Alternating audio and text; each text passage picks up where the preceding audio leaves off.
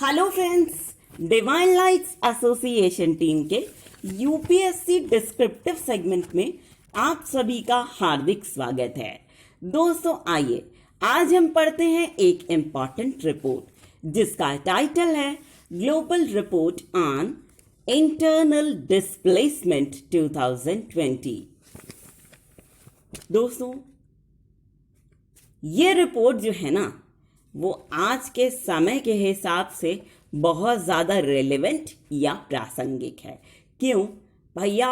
इसको आप तभी समझ पाएंगे जब इस रिपोर्ट का मतलब समझ लीजिए, है ना। तो सबसे पहले मतलब समझ लेते हैं, बातचीत का लहजा अपनाते हैं। भाई ऐसा है, मान लीजिए आप किसी भी प्रोफेशनल कोर्स में एडमिशन लेते हैं, बीबीए हो, एमबीए हो, या फिर आपका कोई भी हो सकता है, ऑटोमोबाइल सेक्टर में हो या कोई और सेक्टर हो जिसमें आपको इंटरेस्ट है। ठीक है, आपने अपने इंटरेस्ट के अकॉर्डिंग किसी प्रोफेशनल कोर्स में एडमिशन किया, तो आपकी उस कोर्स को करके क्या एक्सपेक्टेशन या क्या उम्मीद होती है, आप बताइए। हाँ भाई चलिए, बहुत अच्छा, नौकरी की उम्मीद होती है। सबसे पहले बच्चों की आंख में सबसे अच्छा सपना जो होता है वो नौकरी का होता है ना।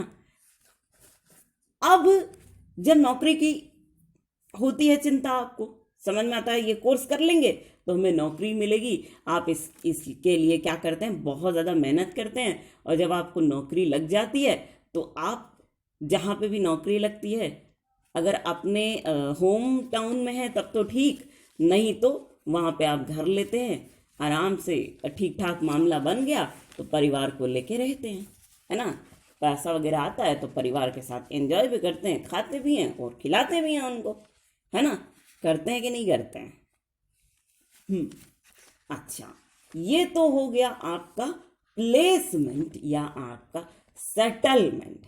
ठीक है, अब हम बात कर रहे हैं डिसप्लेसमेंट। ठीक इसी का उल्टा डिस।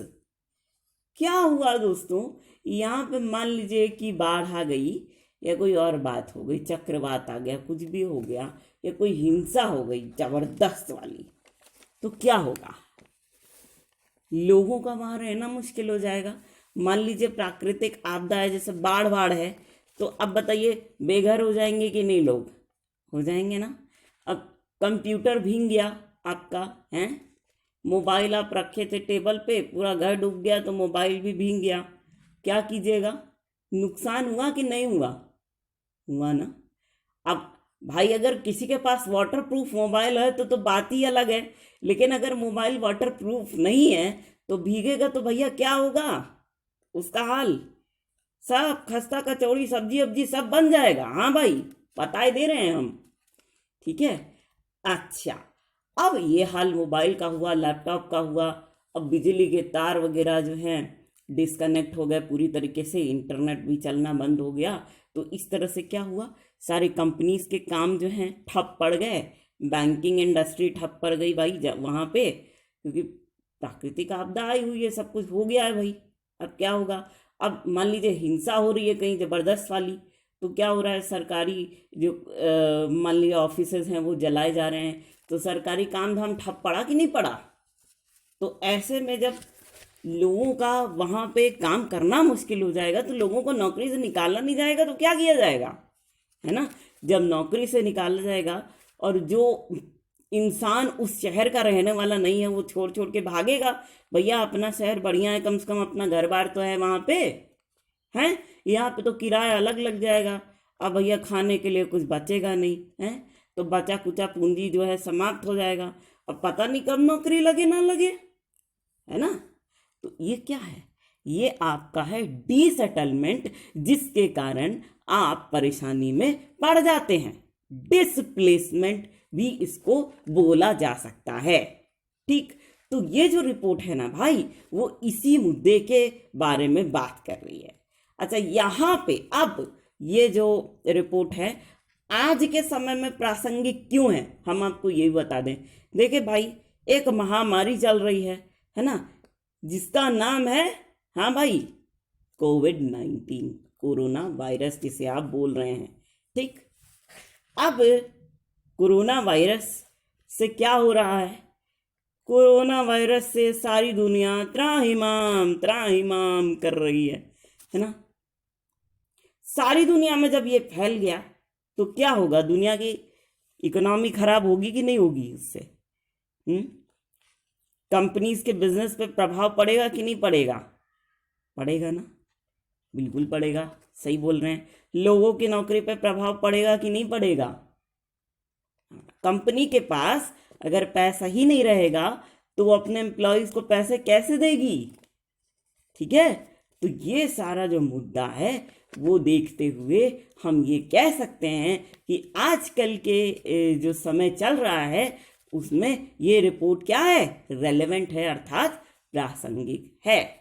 ठीक है, अच्छा एक क्वेश्चन भी बन सकता है कि विस्थापन के संबंध में आपके क्या विचार हैं? अपने सुझावों को प्रकट कीजिए, है ना? विस्थापन की समस्या को हल कैसे किया जा सकता है, इस संबंध में अपने सुझावों को लिखिए। ठीक है, तो विस्थापन से क्या हुआ, किस कारण विस्थापन या डिस्प्लेसमेंट हुआ, ठीक है, वो आप तभी लिख पाएंगे जब आप रिपोर्ट को जानेंगे। आंकड़ा क्या था तभी लिख पाएंगे जब आप रिपोर्ट को जानेंगे, और तभी जाके ऐसा ना हो भविष्य में, आप तभी जान पाएंगे जब आप रिपोर्ट पढ़ेंगे और गहराई से सोचेंगे। एक एडमिनिस्ट्रेटर के चलते, जैसे कि आप अपने आप को ये समझें कि सरकारी अधिकारी हैं, आपको इस क्षेत्र में काम करना है, तो आप सोचेंगे ही सोचेंगे, आइडिया लगाएंगे ही लगाएंगे, है कि नहीं? तो अपने आप को इस सिचुएशन में रख के आपको आंसर लिखना होगा। ठीक है, सब अब सारी बातें हो गई। अब समझिए कि रिपोर्ट में लिखा क्या है। सबसे पहला आपको ये जानना है कि रिपोर्ट किसके द्वारा रिलीज की गई या जारी की गई।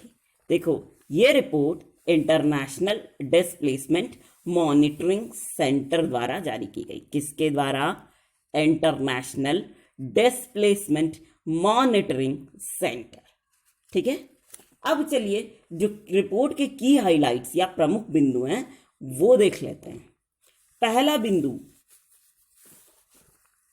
Global report on internal displacement के अनुसार विश्व स्तर पर वर्ष 2019 में संघर्ष, हिंसा तथा प्राकृतिक आपदा के कारण 50.8 मिलियन लोग विस्थापित हुए हैं।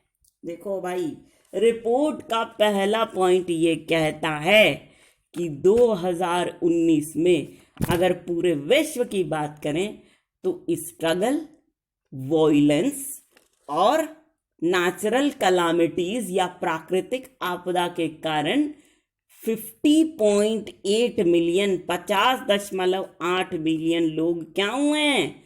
विस्थापित हुए हैं, डिस्प्लेस्ड हुए हैं। ठीक है, या तो नौकरी से हाथ धोए हैं वो लोग, या बेघर हुए हैं। ठीक है, क्लियर? या तो उनके साथ दोनों ही परिस्थितियां हुई हैं, है ना? नेक्स्ट बिंदु ये कहता है या नेक्स्ट पॉइंट ये कहता है कि रिपोर्ट के अनुसार वर्ष 2019 में 140 देशों में कम से कम 33.4 मिलियन लोगों का विस्थापन हुआ है। ठीक है, कितने? 140 देशों में 33.4 नए लोगों का विस्थापन हुआ है। देखो, मान लो नए लोग और लोग, अंतर तो है ही। जैसे मान लो कि हम भारत में रहते हैं, हमारी नौकरी लगी बनारस में मान लो, ठीक है, और नई नई नौकरी लगी। अब भैया बनारस में बाढ़ आ गई, मान लो, भगवान ना करे ऐसा हो, लेकिन ऐसा हुआ ना, बाढ़ आ गई तो सारा काम ठप हो गया, नौकरी भी चली गई, घर भी गया। अब क्या हुआ? हमारी नौकरी लगे हुए 1 महीना भी नहीं हुआ, यानी नए नए हम ज्वाइन किए और हमारे साथ ऐसा हुआ। ठीक है, तो यहाँ पे इसलिए इस बात को हाईलाइट किया है कि रिपोर्ट के अनुसार वर्ष 2019 में 140 देशों में कम से कम 33.4 मिलियन नए लोगों का विस्थापन हुआ है। ऐसे लोग जिन्होंने नई नौकरी ली, नया घर वगैरह लिया, सबका विस्थापन या डिस्प्लेसमेंट, डिसेटलमेंट हुआ है। ठीक है, पहला क्या है, 50.8 मिलियन लोग विस्थापित हुए संघर्ष, हिंसा और प्राकृतिक आपदा के कारण। दूसरा है कि कम से कम 140 देशों में कम से कम 33.4 मिलियन नए लोग विस्थापित हुए। ध्यान दीजिएगा, point to be noted here. Now point number third, वर्ष 2019 में संघर्ष, हिंसा और प्राकृतिक आपदा के कारण विस्थापित लोगों की संख्या 2012 की तुलना में तिगुनी हो गई है। ठीक है, ये तो आपको समझ में आ गया होगा। 2012 में विस्थापित लोगों की संख्या कम थी, लेकिन 2019 में क्या हुआ, 2012 की तुलना में संख्या क्या हुई, तिगुनी हो गई। ठीक है, क्लियर हो गया ये point. Now coming two point number 4, niger और सोमालिया जैसे देशों में राजनीतिक प्रतिबद्धता के कारण विस्थापन संबंधी नीति निर्माण के कार्य में सुधार हुआ है। साथ ही अफगानिस्तान, इराक और फिलीपींस जैसे अन्य देशों ने अपनी विकास योजनाओं में विस्थापन से संबंधित मुद्दे शामिल किए हैं। देखो, ये बड़ी अच्छी न्यूज़ है। नाइजर और सोमालिया ये ऐसे देश हैं जहां पे अक्सर प्राकृतिक आपदाओं का जमघट लगा रहता है, जैसे डेरा जैसा डाला हुआ है नेचुरल कैलामिटीज ने, है ना। कभी तूफान आ रहा है, कभी कुछ हो रहा है, कभी कुछ हो रहा है, भूकंप आ रहा है, कुछ भी होता चला जाता है। तो वहां पे पॉलिटिकल कमिटमेंट के कारण डिस्प्लेसमेंट रिलेटेड जो पॉलिसीज होती हैं उनके फॉर्मुलेशन पे लोग ज़्यादा ध्यान दे रहे हैं, उनको बनाने की तरफ लोगों का जोर ज़्यादा है। ठीक है, समझ गए। अब अफगानिस्तान, इराक, ठीक, और फिलीपींस ये ऐसे देश हैं जिन्होंने अपनी विकास रिलेटेड जितनी, डेवलपमेंट से रिलेटेड जितनी स्कीम्स हैं उनमें डिस्प्लेस्ड लोगों के मुद्दों को, इश्यूज को शामिल किया है। मान लो कि भैया कोई बेघर हो गया, नौकरी उसकी चली गई, तो उसके जीवन में कौन कौन सी परेशानियां आ सकती हैं उनको लिखा गया। ठीक है, उनको डॉक्यूमेंट किया गया और उसके बाद उनके ऊपर ध्यान दिया गया, ऐसा कहने का मतलब है। ठीक है, कौन कौन से देशों में, अफगानिस्तान, इराक और फिलीपींस, इन्होंने ये जो मुद्दा है वो शामिल किया है। कौन सा, विस्थापित लोगों का मुद्दा। ठीक है, शामिल किया है, ध्यान दिया है या नहीं दिया है भगवान मालिक है इसका, लेकिन शामिल जरूर किया है। ये एक अच्छा स्टेप हो सकता है। दुआ करेंगे कि ये आगे बढ़ें, ठीक, अपने काम में इनको कामयाबी मिले, क्योंकि ये बहुत अच्छी पहल है। समझ गए, ये चारों पॉइंट समझ में आ गया, क्लियर है ये पॉइंट्स। आगे चला जाए, चलिए। प्राकृतिक आपदा से विस्थापन, नेचुरल कैलामिटीज से जो डिस्प्लेसमेंट हुआ है उसके संबंध में ये रिपोर्ट क्या बोलती है। देखिए, पहला पॉइंट है, वर्ष 2019 में 140 देशों में प्राकृतिक आपदाओं से 24.9 मिलियन नए लोग विस्थापित हुए हैं, जिसमें से 23.9 मिलियन लोग प्राकृतिक आपदा के कारण और अन्य बचे हुए लोग आगामी आपदा को देखते हुए विस्थापित हुए हैं। ठीक है, पॉइंट टू बी नोटेड, यहां पे ये कह रहा है कि प्राकृतिक आपदा यानी नेचुरल कैलामिटीज के कारण 24.9 नए लोग विस्थापित हुए हैं। 24.9 मिलियन नए लोग विस्थापित हुए हैं। ठीक है, जिनमें से 23.9 मिलियन लोग प्राकृतिक नेचुरल कैलामिटीज के कारण विस्थापित हुए हैं। जैसे मान लो कि कहीं बाढ़ आ गई उसके कारण लोग बेघर हो गए, उनकी नौकरी चली गई। कहीं चक्रवात आ गया, उसके कारण लोग विस्थापित हुए, उनकी नौकरी चली गई, उनका घर वगैरह गिर गया, सब कुछ हुआ। ठीक है, इसके कारण के लोग डिस्प्लेस हो गए। लेकिन बाकी जो बचे लोग थे, 23.9% लोगों को, मिलियन लोगों को छोड़ करके बाकी जो बचे हुए लोग थे, वो जो ये नेचुरल कैलामिटीज या प्राकृतिक आपदा आ रही थी, उसके खतरे को देखते हुए उन्हें विस्थापित किया गया, डिस्प्लेस किया गया। ठीक है, कि भैया चक्रवात इस क्षेत्र में आ सकता है, बाढ़ इस क्षेत्र में आ सकती है, तो भैया ऐसा करिए, आप अपना बोरिया बिस्तर बांधिए और अपने शहर को लौट जाइए, या सुरक्षित अन्य कोई स्थान हो अन्यत्र, वहाँ चले जाइए, नहीं तो आपको बड़ी परेशानी हो जाएगी। आप क्या करोगे, है ना। पता चला नौकरी भी गई, घर भी गया, चले गए वहाँ से उठ के। अब पता नहीं मामला कब सुलझेगा, कब पटरी पे आएगी जिंदगी, नहीं पता। ठीक है, समझ गए ये बात। 24.9% मिलियन नए लोग विस्थापित हुए, 24.9 मिलियन, और इसमें से 23.9 मिलियन लोग ऐसे थे जो प्राकृतिक आपदा के कारण डिस्प्लेस हुए थे, और बाकी बचे लोग जो आने वाली आपदा है उसके खतरे को देखते हुए विस्थापित या डिस्प्लेस हुए थे। ठीक है, बार बार परसेंट निकल जा रहा है, लेकिन 24.9 मिलियन या और 23.9 मिलियन है ना, परसेंट नहीं है। ठीक है दोस्तों, नेक्स्ट, भारत और बांग्लादेश में फोनी और बुलबुल चक्रवातों के कारण 5 मिलियन लोग विस्थापित हुए। भाई देखो, ये रिपोर्ट ये कह रही है कि इंडिया में और बांग्लादेश में जो साइक्लोन आया था, कुछ 2 साइक्लोन्स थे, एक बुलबुल था, एक फोनी था। फोनी जब आया था तो उड़ीसा की न्यूज़ काफ़ी सुनाई दे रही थी, पूरी वगैरह तो बिल्कुल नहीं बच पाया था, है ना। तो ये फोनी और बुलबुल जो चक्रवात थे, साइक्लोन थे, उससे इंडिया और बांग्लादेश में 5 मिलियन लोग विस्थापित हुए थे, डिस्प्लेस हुए थे। ठीक है, ये बोल रही है रिपोर्ट। क्लियर, समझ में आ गया। अच्छा, इसकी नेक्स्ट हेडिंग देखिए, संघर्ष और हिंसा के कारण विस्थापन, स्ट्रगल और वायलेंस। जहां पे खतरनाक तरीके वाली वायलेंस हो गई, भाई कोई ऐसा कर रहा है कि बम ऐसा फेंका कि ऑफिस ही उड़ गया, तो बताइए वहां लोग काम कर पाएंगे क्या।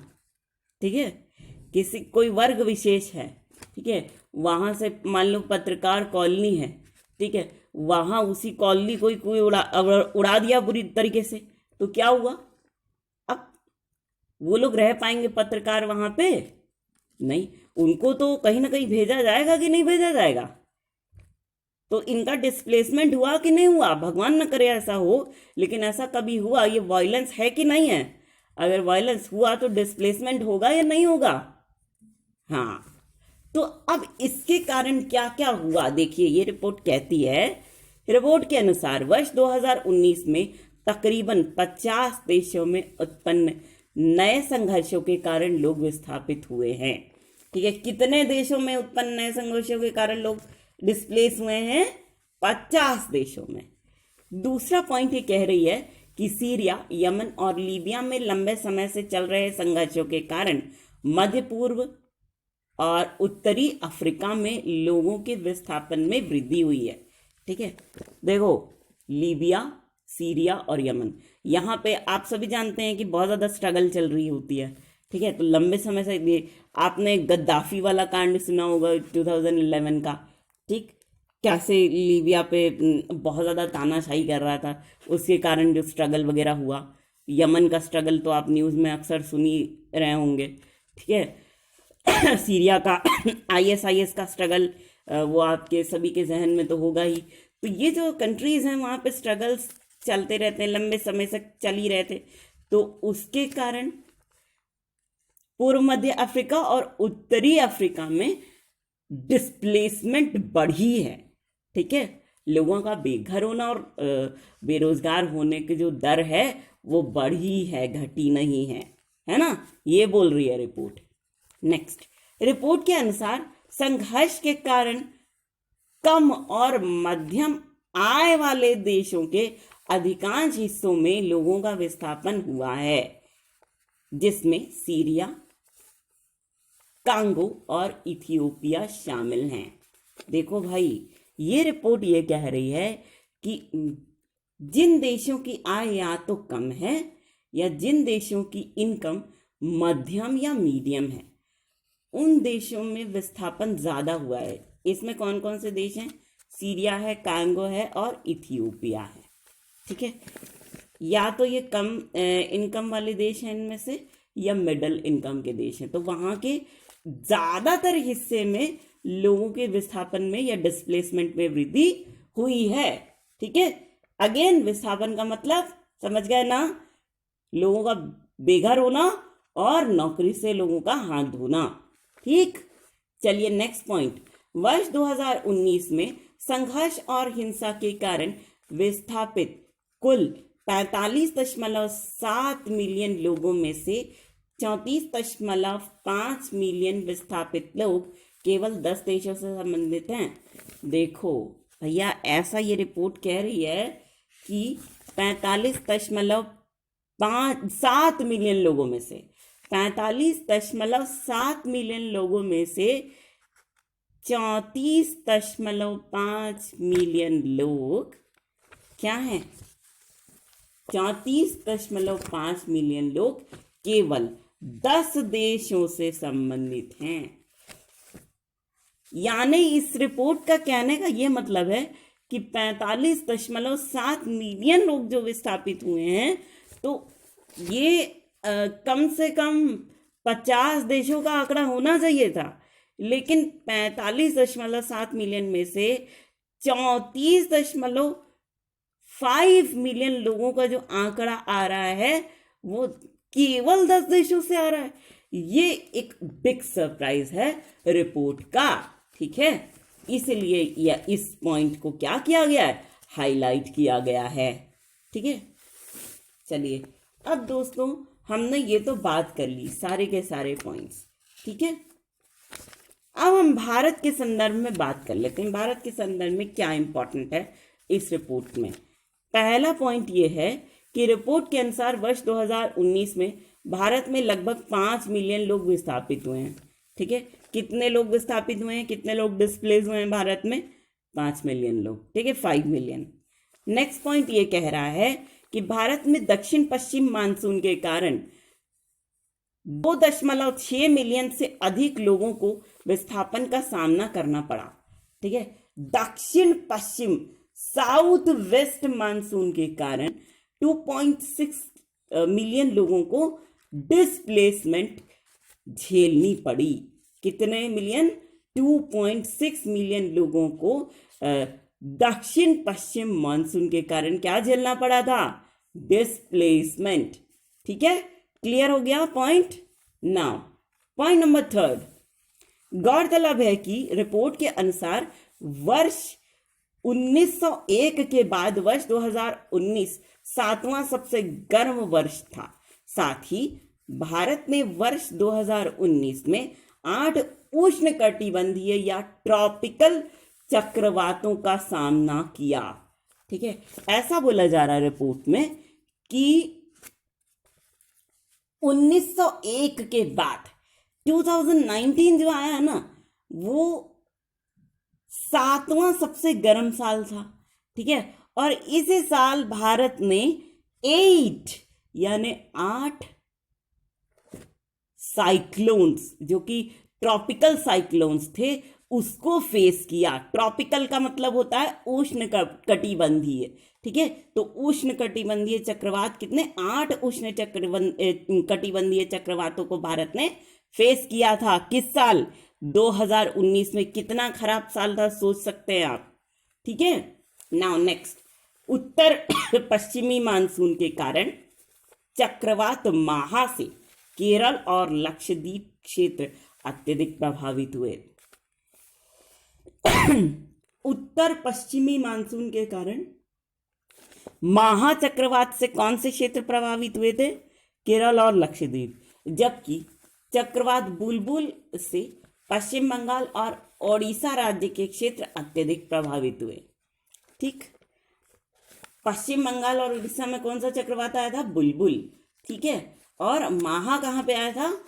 केरल और लक्षद्वीप, यहाँ के क्षेत्र अधिक प्रभावित हुए थे। इन चक्रवातों के कारण 1.86 लाख लोगों को विस्थापन का दंश झेलना पड़ा था। कितने लोगों को? 1.86 लाख लोगों को। ठीक है, एक कितनी ज्यादा संख्या है, आप सोच सकते हैं इसको। ठीक है, नाउ नेक्स्ट पॉइंट ये कह रहा है कि त्रिपुरा और पश्चिम बंगाल में राजनीतिक और चुनावी हिंसा के कारण 7600 से अधिक लोगों को विस्थापित होना पड़ा था। देखो, त्रिपुरा और पश्चिम बंगाल में क्या हुआ था? राजनीतिक हिंसा और चुनावी हिंसा हुई थी, जिसके कारण 7600 से ज्यादा लोगों को डिस्प्लेस होना पड़ा था। ठीक है, ये बहुत ही गलत बात है, नहीं होना चाहिए ऐसा। ठीक है, नाउ अब भारत के संदर्भ में जो बातें थी इस रिपोर्ट की वो खत्म हो गई। अब कहानी यहाँ बदल गई है दोस्तों। अब रिपोर्ट का डाटा हम आपको नहीं दे रहे हैं, हम आपको डाटा दे रहे हैं इंटरनेशनल डिस्प्लेसमेंट मॉनिटरिंग सेंटर का। ठीक है, इसके बारे में क्या क्या आप ऐसे पूछा जा सकता है। बैंकिंग का जब एग्जाम लिखने जाएंगे या इंश्योरेंस का एग्जाम लिखने जाएंगे या और कोई कॉम्पिटिटिव एग्जाम्स लिखने आप जाएंगे तो उसमें एक स्टैटिक क्वेश्चन जरूर हो सकता है कि इंटरनेशनल डिस्प्लेसमेंट मॉनिटरिंग सेंटर, इसका हेडक्वार्टर कहाँ पे है? ठीक है, ये कहाँ स्थित है? ठीक है, तो इंटरनेशनल डिस्प्लेसमेंट मॉनिटरिंग सेंटर को नॉर्वेजियन रिफ्यूजी काउंसिल की एक अन्य भाग के रूप में वर्ष 1998 में स्थापित किया गया था। फिर से सुनिए, इंटरनेशनल डिस्प्लेसमेंट मॉनिटरिंग सेंटर को नॉर्वेजियन रेफ्यूजी काउंसिल के एक अन्य भाग के रूप में 1998 में स्थापित किया गया था। यानी आप समझ लीजिए कि नॉर्वेजियन रेफ्यूजी काउंसिल जो है ना, उसका एक पार्ट है क्या? International displacement monitoring centre. इसकी स्थापना कब हुई थी? 1998 में हुई थी। किसका पार्ट है ये? नॉर्वेजियन रेफ्यूजी काउंसिल का। Okay, correct. नेक्स्ट पॉइंट पे आगे बढ़ा जाए, चलिए। नाउ नेक्स्ट पॉइंट है, यह संगठन स्विट्जरलैंड देश के जिनेवा नामक स्थान में स्थित है। कहां पे स्थित है? जिनेवा में। कौन से देश में है Geneva? Switzerland. International displacement monitoring centre के उद्देश्य, इसके ऑब्जेक्टिव्स क्या क्या हैं, ये आपको ध्यान से समझना होगा।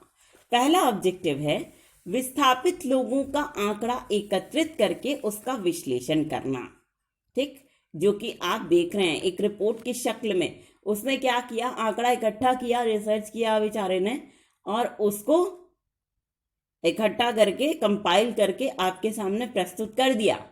ठीक है, नेक्स्ट ऑब्जेक्टिव देखिए, विश्लेषित आंकड़े की मदद से नीति निर्माण में देशों की सहायता करना।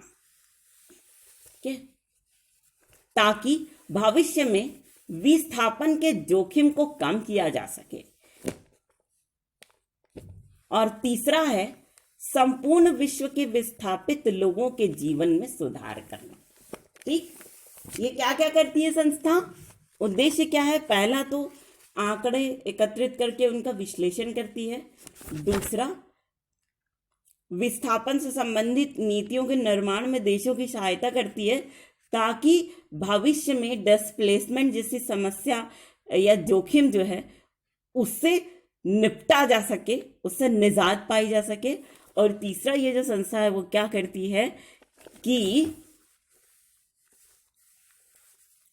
संपूर्ण विश्व के विस्थापित लोग जितने भी हैं उनके जीवन में सुधार करती है। क्या क्या उनके लिए और किया जाना चाहिए, वेलफेयर ओरिएंटेड मेजर्स इनके लिए क्या हो सकते हैं, ये सारा कौन करती है?